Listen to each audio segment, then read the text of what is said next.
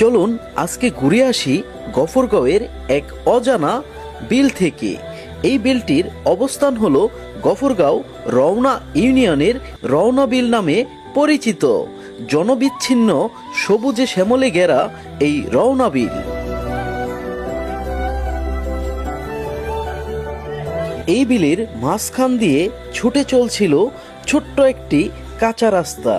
বৃষ্টির কারণে এই রাস্তা ডুবন্ত হওয়ার কারণে হাওরে রূপান্তরিত হয়েছে এই রওনা বিল।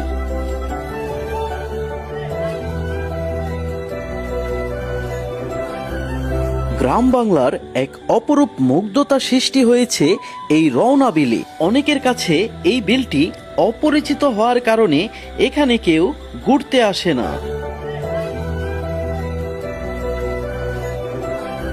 এই রওনা বিলের মূল আকর্ষণ হলো গ্রাম বাংলার বুক চিরে এই রওনা বিলের মাঝখান দিয়ে ছুটে চলেছে কাঁচা রাস্তা। এই রাস্তা দিয়ে পথচারী ও দূর দূরান্ত থেকে ঘুরতে আসা দর্শনার্থীরা এখানে এসে উপভোগ করে এই রওনা বিলের সৌন্দর্য।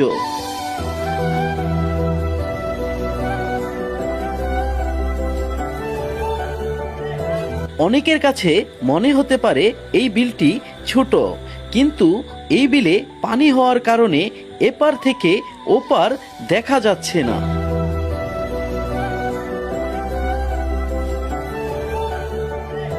আপনিও যদি গ্রাম বাংলার অপরূপ সৌন্দর্য উপভোগ করতে চান তাহলে অবশ্যই চলে আসতে পারেন এই রওনা বিলের উদ্দেশ্যে।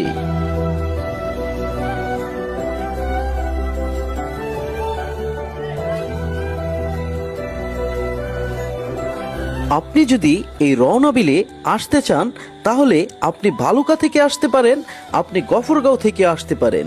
যেখান থেকে আসেন আপনার সরাসরি আসতে হবে শিবগঞ্জ বাজার।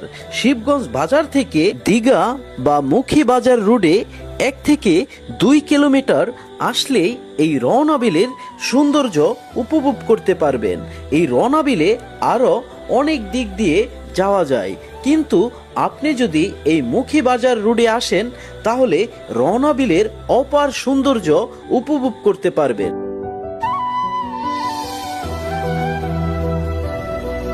আর যদি একটি ছোট্ট ডিঙ্গি নৌকা থাকে তাহলে তো এই রওনা বিল ঘোরার মজাই আলাদা।